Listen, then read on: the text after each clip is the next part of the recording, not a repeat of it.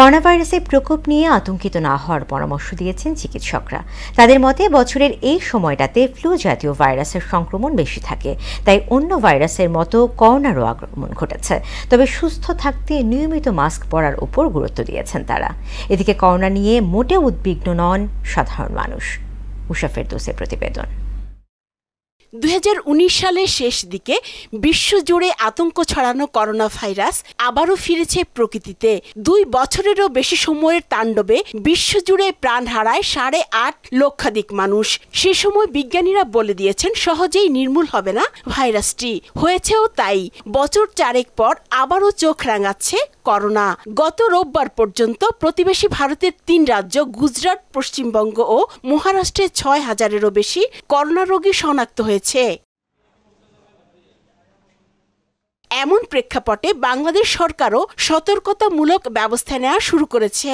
বাস, train সহ জনসমাগম হয় এমন স্থানে মাস্ক পরার অনুরোধ করেছে বিভিন্ন মন্ত্রণালয়। তবে বিষয়টিকে আমলে নিচ্ছেন না সাধারণ মানুষ।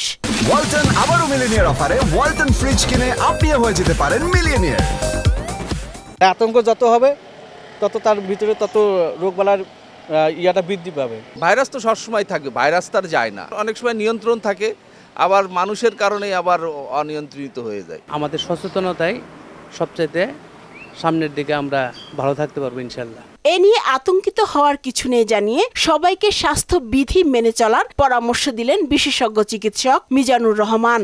সাধারণত এপ্রিল থেকে নভেম্বর আমরা হিসাব করে থাকি, এই সময়ই আমরা সাধারণত ইনফ্লুয়েঞ্জার পেশেন্টগুলো পেয়ে থাকি এবং এই ইনফ্লুয়েঞ্জার পেশেন্টগুলোর উপর সার্ভিলেন্স করতে গিয়েই কিন্তু ওমিক্রনের নতুন ভ্যারাইটি, বিশেষ করে XFC এবং জিটাই বেশি এগুলো ধরা পড়ছে এবং খুব বেশি না, এটা আতঙ্কিত হওয়ার মতো কোনো পর্যায়ে যায় নাই আসলে। এখনকার যে করোনার যে সাব ভেরিয়েন্টগুলো আছে সেগুলোতে যে ইনফেকশন হচ্ছে মেইনলি শ্বাসনালীর উপরিভাগ। শ্বাসনালীর উপরিভাগ হলে একটু গলা ব্যথা, একটু কাশি এগুলো হচ্ছে। তো শ্বাসনালীর উপরিভাগ যদি আক্রমণ করে তাহলে সেক্ষেত্রে আসলে উদ্বেগের কোনো কারণ নাই। তবে কোভিড-19 থেকে বাঁচতে টিকার বিকল্প নেই বলেও জানান তিনি। চিকিৎসার চাইতে প্রতিকারটাই বেশি জরুরি। যেমন আমরা মাস্ক পরবো, সামাজিক দূরত্ব বজায় রাখবো, হ্যান্ড হাইজিন মেনটেন করব। তারপরেও যদি আমরা অসুস্থ হই আমরা ঘরে স্টে করব, খুব বেশি না, কিছুদিন আমরা স্টে করলে ওয়েল ফিল করলে আবার আমরা কাজে ব্যাক করব। সর্বোপরি আমাদের ভ্যাকসিনের কোনো বিকল্প নাই, কিন্তু ভ্যাকসিন কিন্তু আমাদের নিতেই হবে। হ্যাঁ, আপনি বলতে পারেন যে ভ্যাকসিন নিলে করোনা কি হবে না? না, করোনা হবে, কিন্তু করোনার যে সিভিয়ারিটি সেটা হবে না।